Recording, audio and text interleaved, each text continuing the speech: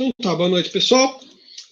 Na sala de hoje, dia 6 de maio, nós vamos fazer uma revisão dos assuntos que nós tratamos ao longo das aulas, né? Eu fiz algumas anotações aqui num caderno meu sobre o que a gente conversou e até onde vai nosso conteúdo, né?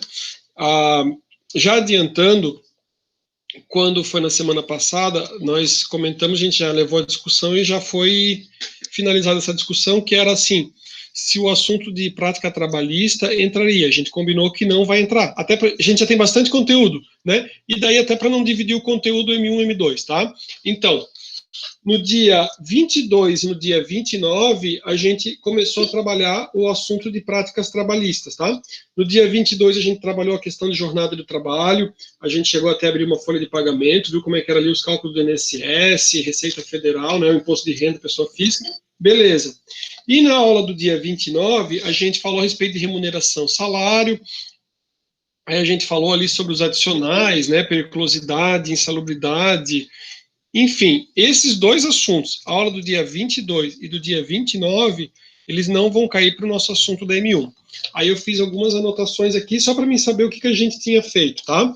Então, assim, ó, nós tivemos a aula iniciando, né, no comecinho de março, e no dia 11 de março, a gente ainda estava com a aula presencial. No dia 11 de março, eu trouxe algumas questões de múltipla escolha que a gente trabalhou em sala de aula, né?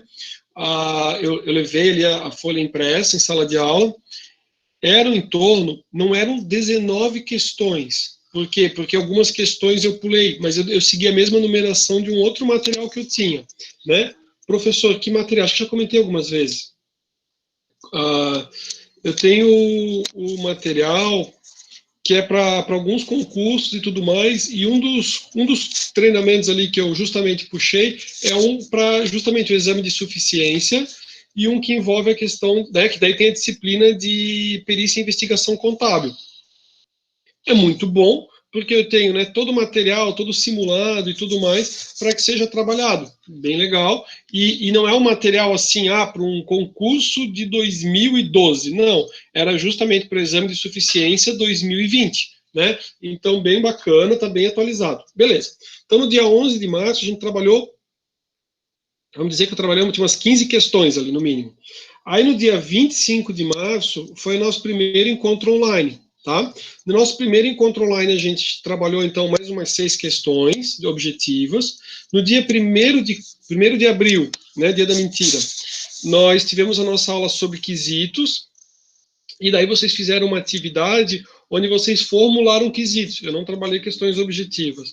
No dia 8 de abril, nós falamos a respeito de honorários. A gente vai fazer uma revisão sobre o conteúdo, tá? Eu vou fazer esses slides aqui. Sobre os honorários, e quando a gente trabalhou a respeito dos honorários, além de vocês peticionarem, né, Cara, eu senti pena de quem está com fone de ouvido agora, porque eu bati sem querer o caderno. Se alguém estava com fone, deve ter sido doído. Desculpa. No dia 8 de abril, eu trabalhei a respeito de honorários, e daí, né, eu falei, tentem até formular ali a petição de honorários. Por quê? Qual que era, assim, o que eu já comentei com vocês que foi uma coisa que eu senti muito falta. Quando eu tive a minha graduação, a gente falava sobre os assuntos, mas eu ao longo da minha graduação, claro que não de direito, né, mas a gente nunca tinha feito uma peça, né, nunca tinha feito uma petição para o juiz. Aí você se forma e daí você está lendo o livro e tudo mais, mas nunca tinha feito. Como a gente teve as aulas online, que era justamente algo que eu pensava assim, poxa, talvez eu tenha que usar o de um laboratório, eu tive a oportunidade de mostrar o arquivo, vocês acessarem o arquivo, ver onde é que vocês alterariam o arquivo e trabalhariam. Beleza. No dia 8 de abril, eu trouxe 12 questões objetivas.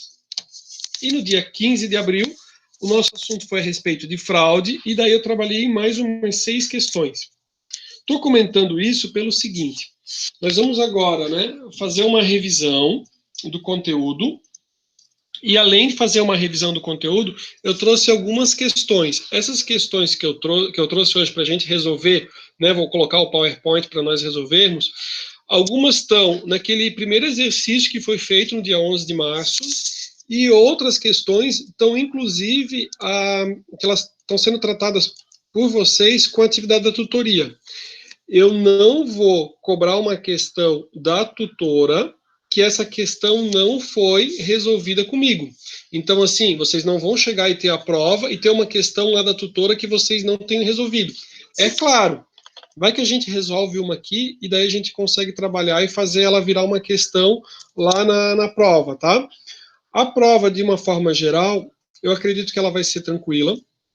E como a gente trabalhou uma quantidade muito grande de questões, né? 17 questões, 12 questões, 6 questões, mais lá não sei quantas questões, daquelas questões eu vou selecionar e vou trabalhar com elas para nossa avaliação, tá? Ali a gente já tem uma quantidade bastante grande, tem perguntas que são verdadeiros ou falsos, né? Então, verdadeiro ou falso, o que acaba fazendo? Eu sou obrigado, eu coloco quais delas são verdadeiras, e daí eu acabo reformulando, mas com as informações que tem ali. Se vocês estudassem aquelas questões, eu tenho certeza que o pessoal daria bem, né? Quando tem muita gente que estuda para concurso, pessoal, não estou fazendo concurso, estou fazendo conteúdo, beleza. Mas assim, ó, existem vários casos, né, de pessoas que estudem só o conteúdo, sem nunca ter estudado as provas. Daí eles vão fazer... Quantos trabalhos tem para entregar? Não sei. Depois eu vejo ali. Deixa eu ver ali a pergunta, então, que foi feita. Da Júlia. Professor, entrei agora. Quantos trabalhos tem para entregar e vai abrir as datas até dia 22 de maio? Júlia, em relação aos trabalhos, a gente pode pegar e até conversar na semana que vem do que ficou, ou eu posso pegar e mandar uma mensagem para quem ficou pendente ali. O que eu posso falar é o seguinte, ó, da turma de administração, eu já recebi um feedback das atividades da tutoria, né?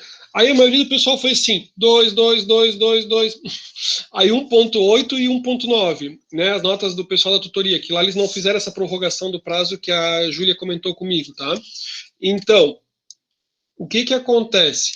De atividade da tutoria, a atividade foi prorrogada até o dia 22 de maio, né? Já, beleza. Então, o que vocês vão fazer? Vocês vão entregar até dia 22 de maio. Vocês vão ver que o nosso exercício, eu vou trazer algumas questões que já...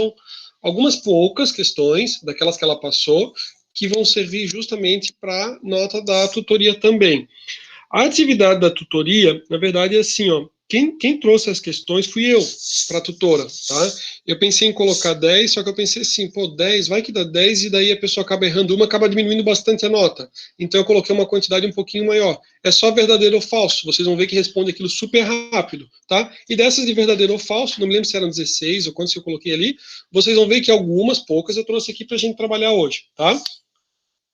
Não vou cobrar, ó, não... As questões da tutoria, eu não vou cobrar nenhuma questão dela que eu não trabalhei aqui. Pode ser que a gente trabalhe uma ou outra questão aqui, até posso formular uma questão com o que tem aqui, mas as minhas questões vão ser das aulas que a gente teve, do dia lá, daquele exercício do dia 11, até a aula do dia 15, que fala sobre fraude, tá? A questão da prática trabalhista não vai entrar, beleza? Vamos começar então o nosso bate-papo ali sobre... Eu vou fazer de uma forma bem sucinta aqui, tá? Não, imagina, Júlia, tranquilo. De uma forma bem sucinta sobre o que a gente trabalhou aqui nas nossas aulas. E já vai servir até para revisão, porque a pessoa também não vai ficar fuçando em cada uma das questões, imagino eu, né, para responder. Beleza.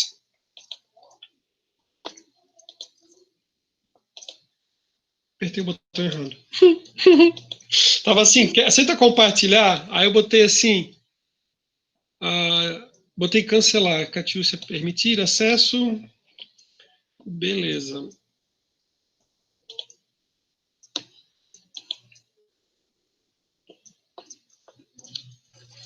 Ó, senhores, a gente começou a nossa disciplina e eu fiz uma seleção de alguns slides de uma forma bem resumida, só para a gente ver tudo que a gente abordou, tá? Nossa primeira aula, a gente começou a respeito da introdução à perícia contábil.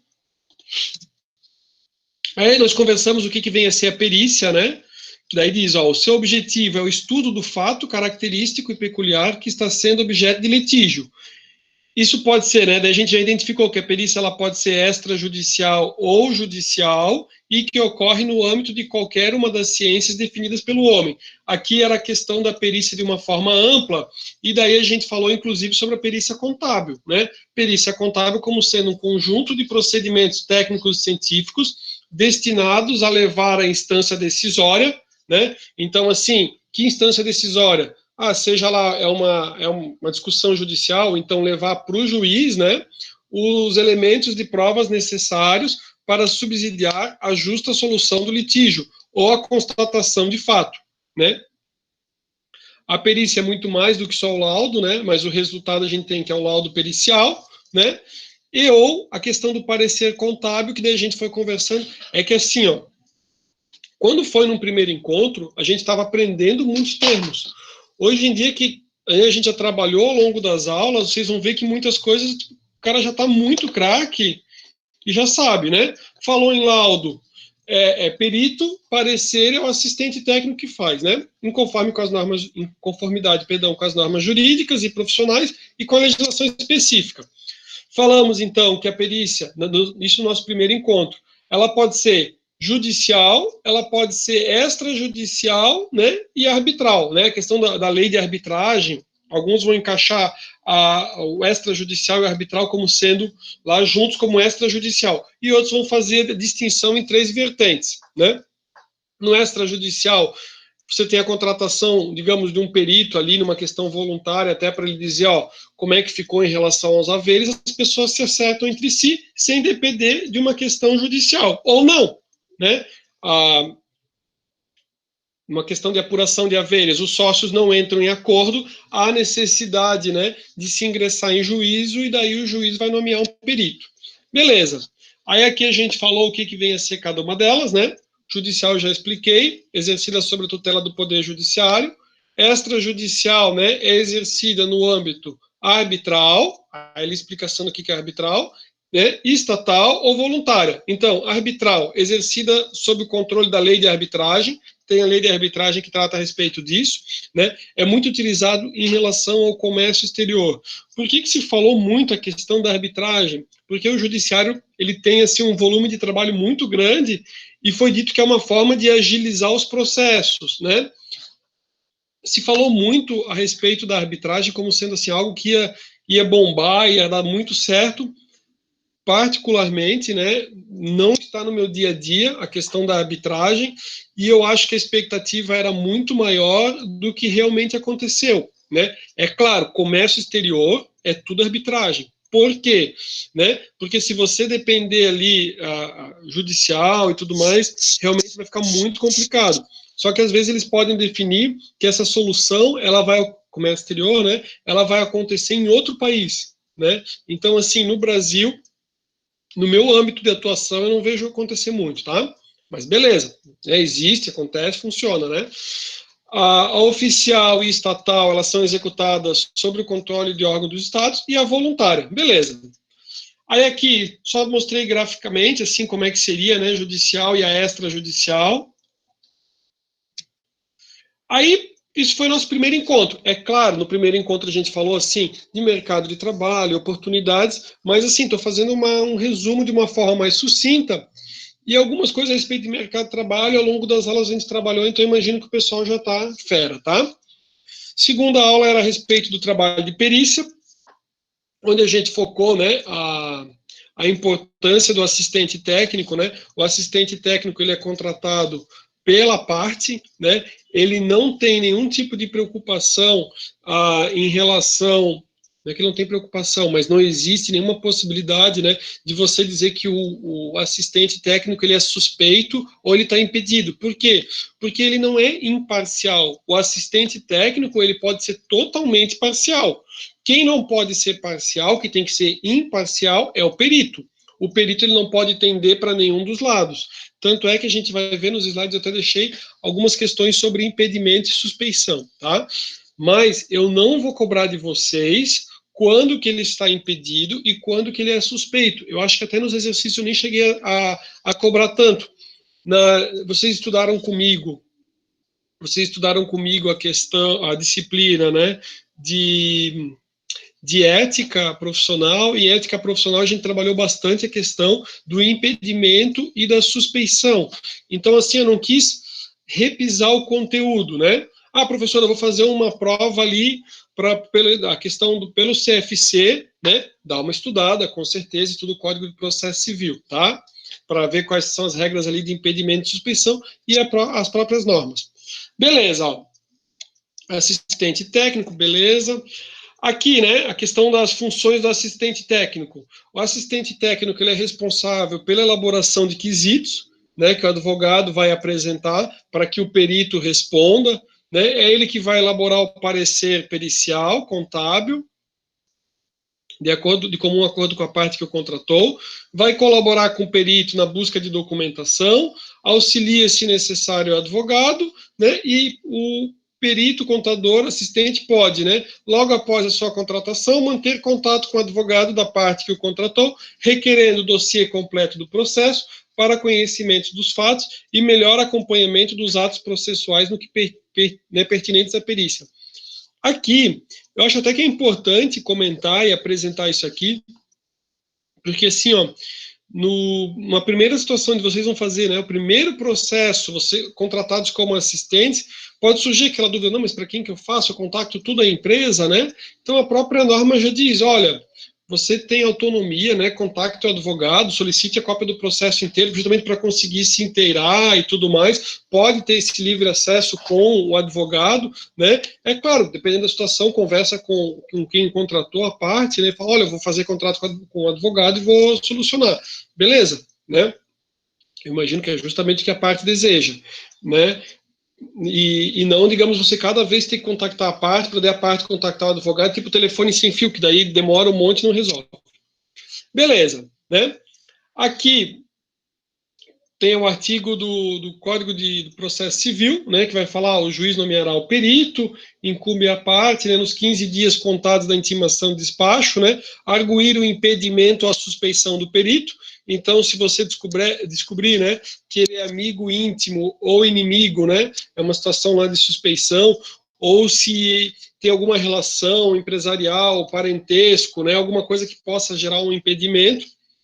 Também, né, nesses 15 dias, onde são nomeados ali o perito, né, é o tempo para que seja indicado o assistente e também onde se apresentam os quesitos.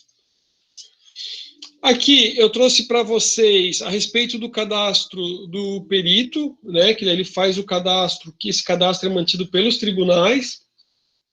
Aqui trouxe para vocês, né, ninguém vai, não precisa decorar o passo a passo, né, e então a gente vai trabalhar uma questão, acho que tem ali, nosso que trabalhou ao longo das aulas, que ele falava ali a respeito dos tribunais manterem, né, o cadastro de peritos lá, né. A ideia é a seguinte, que ele se cadastra, pode ser até que, digamos, não tenha o cadastro, ele pode tentar buscar ali, que ele mostra, realiza consulta direta à universidade, a conselhos de classe, ao Ministério Público, Defensoria Pública e à OAB, tipo no item parágrafo 2º, na verdade, ali, né?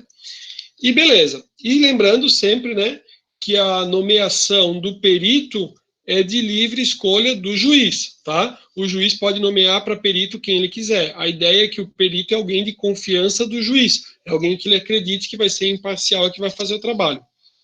Respeito de impedimento de suspeição, que nem eu falei para vocês, eu não vou pedir assim que vocês digam se é caso de impedimento ou suspeição. A única coisa que vocês precisam ter ideia, né, é que se por um acaso, né, uma situação, se achar que o perito vai atuar de forma parcial, né, seria justamente o caso de buscar ali o impedimento ou a suspeição dele.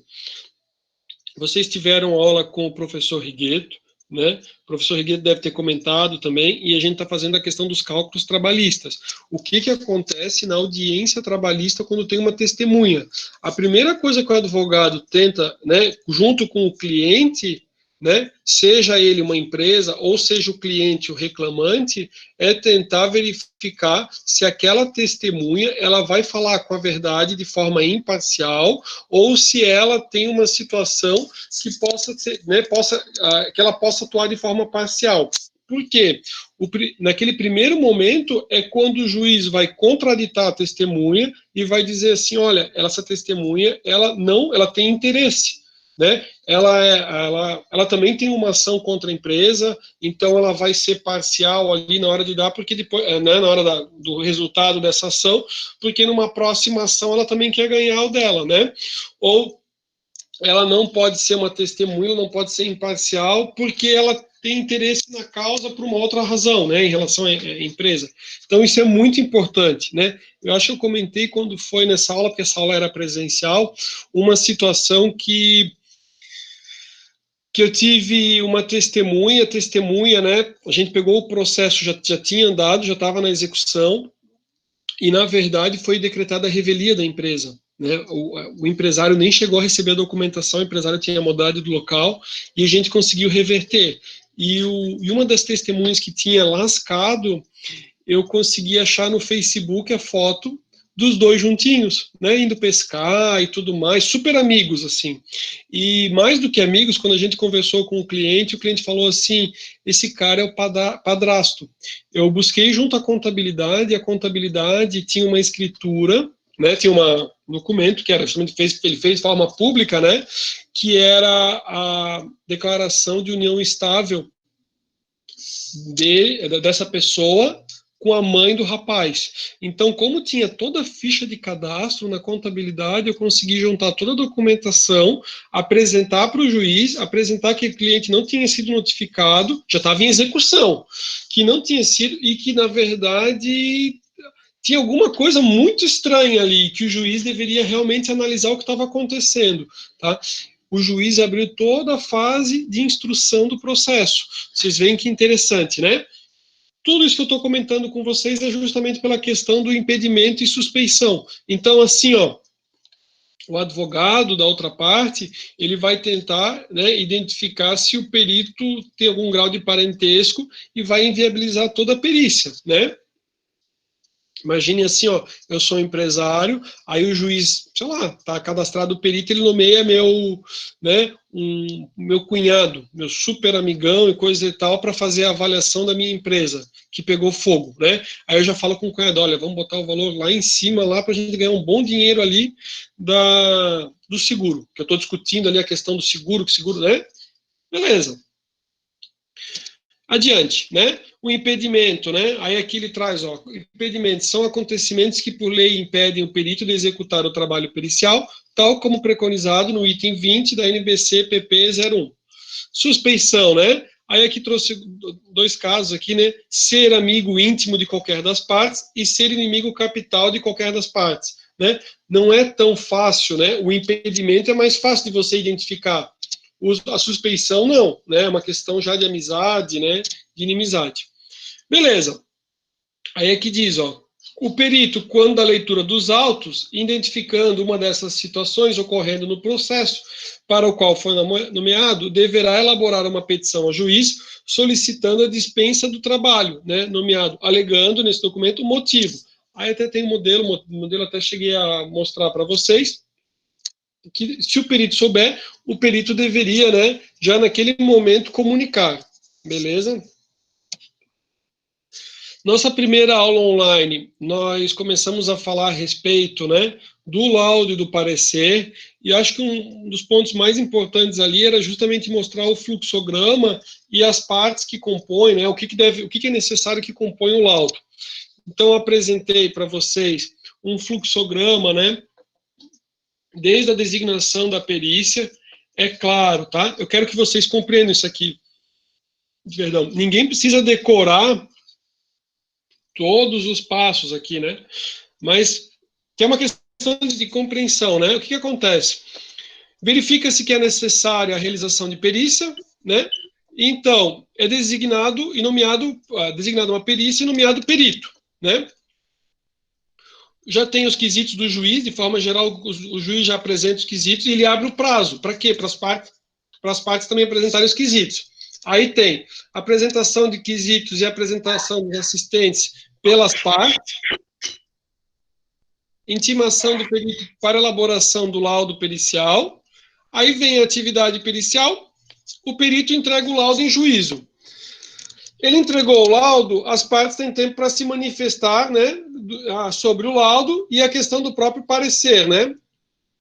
A apreciação do juízo sobre o laudo e os pareceres, e daí tem a decisão. A decisão, ele homologa o laudo, né, e o fim da atividade pericial, beleza, resolveu, né? Ou foram feitos alguns questionamentos. Aí, né, ele foi omisso, comentei para vocês, né, não fiquem tristes se às vezes o advogado quiser ganhar tempo, e daí ele vai tentar buscar quesitos complementares, ou ele vai tentar anular ali a perícia. Por quê? Porque ele quer ganhar tempo. Às vezes uma situação que vocês, por exemplo, apuração de haveres, vocês fizeram todo o cálculo, tudo perfeito e tudo mais, só que ele fala assim, cara, não vou ter como pagar isso agora. O cliente fala, aí ele fala, então tá, então vamos verificar, ver se foi tudo bem feitinho e vamos apresentar quesitos complementares. Ele vai ganhando tempo para fazer um caixa, para daí pagar o sócio, por exemplo, numa apuração de haveres, tá? Estou falando assim, o que acontece na prática. Professor, é correto apresentar quesitos complementares e coisa e tal para só ganhar tempo? Não, né? Acontece? Sim, muito, né? Tem que falar o que acontece, né, também. Aí, beleza, ó, atividade pericial de esclarecimentos, o perito entrega os esclarecimentos, e daí tem a manifestação. Aí, a apreciação do juízo, aí ele tem novamente, né, a ideia, ou ele designa um novo laudo, ou ele homologa o laudo, ou ele designa uma nova perícia com a nomeação de outro perito. Ah, não deu certo, não funcionou, designa um novo perito, tá? Ah, às vezes, deixa eu só voltar aqui um slide. Às vezes, uma estratégia é o seguinte, ó. Digamos que a parte não conseguiu, né, não conseguiu ali reverter e o laudo foi desfavorável. Às vezes a parte pode alegar que a situação mudou e que deveria ser feita uma nova perícia porque houve uma situação ali que mudou por completo a ideia da realização do laudo e pleiteia para o juiz, tá? Dependendo do caso é possível, né? Dependendo, a não ser que é tipo assim, num prazo específico, numa data específica, mas é capaz de haver uma realização de um novo laudo, pelo mesmo perito ou por um outro perito, tá? Já vi e acontece. E às vezes é uma saída para o advogado, para conseguir uma realização de novo laudo. Aí tem ali a questão, né? Como se fosse um passo a passo do que acontece. Então, é a retirada dos autos em cargas pelo perito, ou, né, o acesso dele ao sistema para verificar o processo, onde ele vai planejar o trabalho, aviso de início dos trabalhos, necessidade de diligências, né? Análise dos dados, conclusão, elaboração e entrega para o juiz. Beleza. Mencionamos alguns pontos importantes, que é a forma circunstanciada, ou seja, né, redação pormenorizada. A gente falou também a respeito do que são as diligências, né? Diligências são as comunicações às partes, aos peritos contadores assistentes, ou a terceiros, né? Ou a petições judiciais em decorrência da necessidade de arrecadar elementos de prova. Aí, beleza, aqui tem a distinção entre anexos e apêndices, né? O que o perito fizer é apêndice, o que ele buscar de outra informação, ou que a empresa já deu aquela informação, são os anexos, né? Importância do perito fazer, né, apresentar os resultados de forma fundamentada, e ali a conclusão. Quesitos e respostas na elaboração do laudo, importante, né, que seja transcrito qual foi a pergunta e a resposta, né, pergunta e resposta, na mesma ordem, tudo certinho. Existe ali uma ordem que é utilizada, né, que é assim, primeiro os quesitos do juiz, depois os quesitos do autor, quesitos do réu, beleza. Considerações finais, deixei alguns slides só para mostrar, né, o encerramento, mencionei que é importante colocar o número da folha, registrar quantas folhas tem ali o laudo, né, assinar todas elas. Se for digital, você vai mandar o arquivo, então não vai ter como alguém corromper aquele arquivo, né? A data em que foi realizado lá e a assinatura ou assinatura digital, né? Alguns cuidados ali em relação à estética do laudo, que ele fique bonitinho, preocupação com o prazo de entrega, cumprir o prazo de entrega. Comentei no dia que acho que a gente fez essa aula online, eu tive uma pessoa conhecida que ele foi fazer uma perícia e ele perdeu o processo. Assim, ó, ele não sabe se ele perdeu, era processo físico, ele não sabe se ele perdeu ou se ele entregou o processo, porque ele tinha muitas perícias, então ele não sabe se ele entregou junto na verdade, não foi dado a entrega do processo. Então, assim, ó, pessoal, quando vocês forem entregar, né, sempre é bom, né, ter um comprovante. Eu, particularmente, para tudo na vida, eu tenho aquele livrinho, né, que parece uma agendinha assim, né, que é para ter o comprovante de protocolo de entrega. Né? Seja uma carta, alguma coisa que você vai entregar, claro, se for com R, né? Mas se você vai entregar pessoalmente em algum local, uma fatura, alguma coisa assim, faz aquele comprovante de entrega, que daí você nunca mais se incomoda. O juiz lhe solicita assim, olha, aquele processo, se era um físico, aí você tem o comprovante. Ou fez numa folha, faz uma folha, imprime a folha, né? Para justamente você ter a comprovação que entregou, para não acontecer isso ali.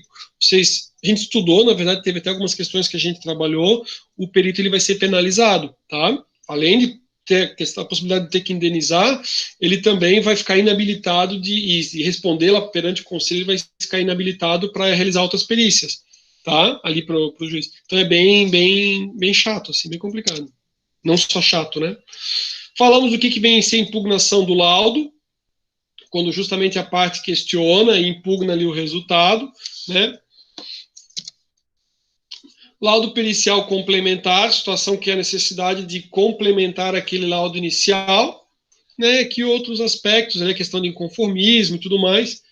E a nossa aula, então, que a gente falou, nossa primeira aula online, a gente falou justamente sobre isso, sobre o laudo e parecer pericial, a estrutura e o conteúdo, né? Aqui uma situação do que seriam situações que necessitaria, né, de uma nova perícia, né?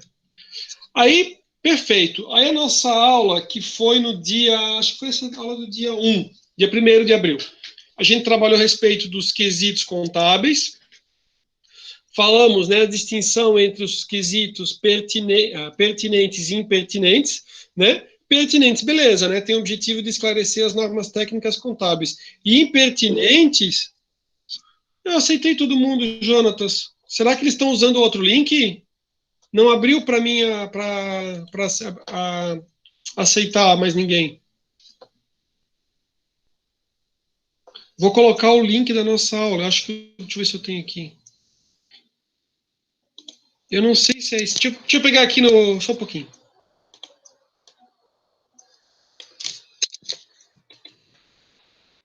Ó, o link para nossa aula é esse aqui, ó. Se não der certo, aí a gente para, cancela e abre uma nova sala de aula. Pode ser também? Vê se dá certo, senão.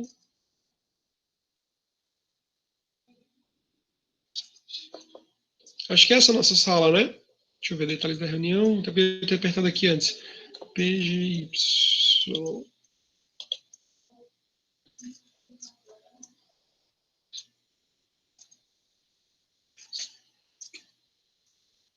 Beleza.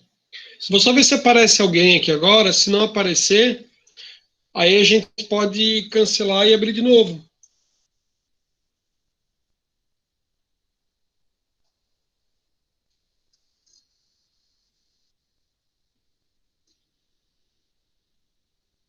E agora, o que a gente faz? Vamos abrir uma outra sala? Eu vou colocar no chat lá do Unimestre uma outra sala, se for o caso. O que vocês acham? Fecha essa sala e abre uma nova. Só coloque no chat ali. Porque se alguém não está conseguindo acessar. Vou fazer isso, tá? Então, assim, ó, vou encerrar a aula. Vou lá no chat e vou colocar. Deixa eu ver se tem alguém online no chat. Tá o Felipe, coisa e tal. E daí ele coloca no grupo para vocês, tá? Eu vou abrir uma outra sala. Vou fechar aqui e vou abrir uma outra sala. Valeu, pessoal.